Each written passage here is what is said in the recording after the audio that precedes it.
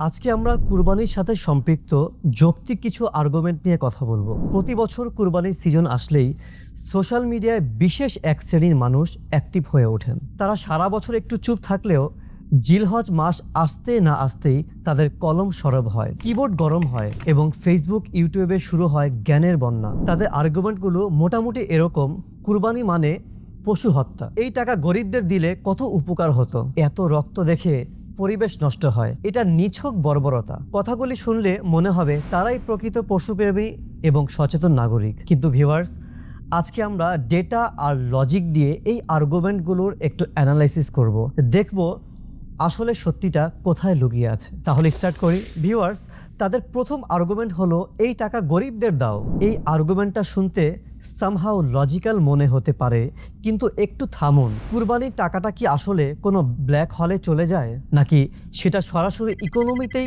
Circulate হয়?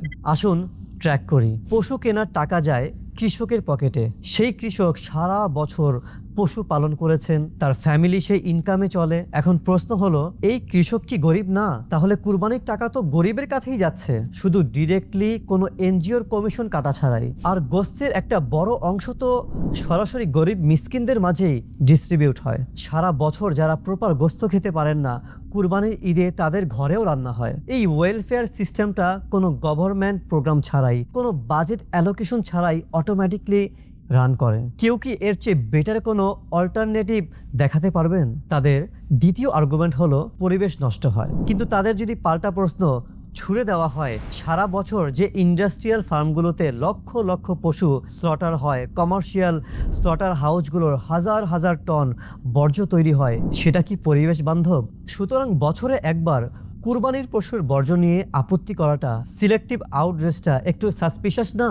তাদের তৃতীয় আর্গুমেন্ট হলো এটা বর্বরতা। ভিউয়ার্স, যারা কুরবানিকে বর্বরতা বলে তাদের একটাই প্রশ্ন করুন, আপনি কি ভেজিটেরিয়ান? যদি বলে হ্যাঁ, তাহলে আপনার প্লেটে আসা শাকসবজিও বর্বরতার শিকার। প্রথমে তাকে হত্যা করা হয়েছে, এরপর আপনার প্লেটে সার্ভ করা হয়েছে। আর যদি বলে না, তাহলে আপনার প্লেটের চিকেন বা বিফটা কিভাবে আসলো? কোনো ম্যাজিকে? প্রতিদিন যেই পশু খাচ্ছেন সেটার জন্য কোথাও না কোথাও স্লটার হচ্ছে, কিন্তু সেটা আপনার চোখের সামনে হচ্ছে না বলে কমফোর্টেবল আছেন। কুরবানিতে সেটা ভিজিবল হয়, তাই আনকমফোর্টেবল লাগে। এটাকে বলে কগনিটিভ ডিসোনেন্স, অর্থাৎ ব্যক্তি যা বিশ্বাস করে তা নিজেই মেনে চলে না। এই টার্মটার সাথে ফ্যামিলিয়ার হলে ভালো হতো। ভিউয়ার্স, এখন আসুন রিয়েল পিকচারে। Economic impact. কুরবানিকে ঘিরে দেশে যে ইকোনমিক সাইকেল তৈরি হয় সেটা কয়েকটি মেজর সেক্টরে ভাগ করা যায়। Sector 1, employment opportunity. Grassroot level থেকে ট্র্যাক করলে দেখব গ্রামের কৃষক সারা বছর পশু পালন করেন, গোবর থেকে গ্যাস ও সার উৎপাদন করেন। পাশাপাশি ওয়ার্কারদের জন্য নতুন কর্মস্থল তৈরি হয়। Transportation, truck, pick up, container move করে। পথে পথে টোল ট্যাক্স জমা হয়, ফুয়েল বিক্রি হয়। হাটে চা খাবার এবং চারা পাতার স্টল থেকে হাজারো মানুষ আর্ন করেন। কুরবানির দিনে প্রফেশনাল কসাই, ছুরি শান দেওয়ার কারিগর, মিট প্রসেসিং ওয়ার্কার সবাই ফুল বিজি। ভেটেরিনারি ডক্টরদের ইনকামও এই সিজনে সিগনিফিক্যান্টলি বাড়ে। আর চামড়া শিল্প, এটা তো পুরো আলাদা একটা ইন্ডাস্ট্রি। কুরবানির চামড়া থেকে লেদার প্রোডাক্ট তৈরি হয়, ইন্টারন্যাশনাল মার্কেটে এক্সপোর্ট হয়, দেশ ভ্যালুয়েবল ফরেন কারেন্সিতে আর্ন করে। মানে পশুর বার্থ থেকে কুরবানির পর্যন্ত পুরো চেইনে লক্ষ লক্ষ মানুষের livelihood directly connected. Sector 2, social welfare. এটা নিয়ে একটু আগেই আপনার শুনলাম, কুরবানির গোস্ত আত্মীয়, প্রতিবেশী এবং গরিব মিসকিনদের মাঝে ডিস্ট্রিবিউট হয়। কোনো মিডলম্যান নেই, কোনো কমিশন নেই, পিওর ডাইরেক্ট ওয়েলফেয়ার।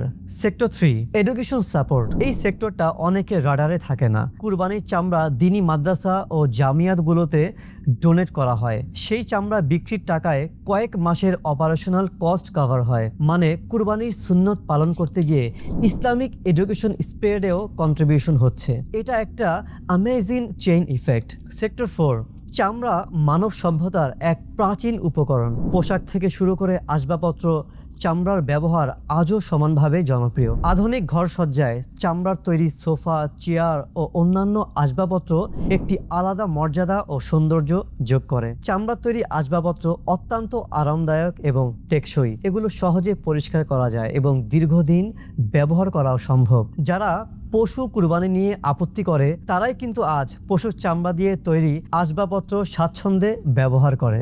ভিউয়ার্স, এতক্ষণ আমরা লজিক আর ডেটা দিয়ে কথা বললাম, কিন্তু সবচেয়ে ক্রুশিয়াল পয়েন্ট হলো এই দুনিয়াবি বেনিফিটগুলো জানা না থাকলেও কুরবানি করা জরুরি, কারণ এটা আল্লাহ পাক ও তার প্রিয় রসুল সাল্লাল্লাহু তাআলা আলাইহি ওয়া আলিহি ওয়াসাল্লামের হুকুম।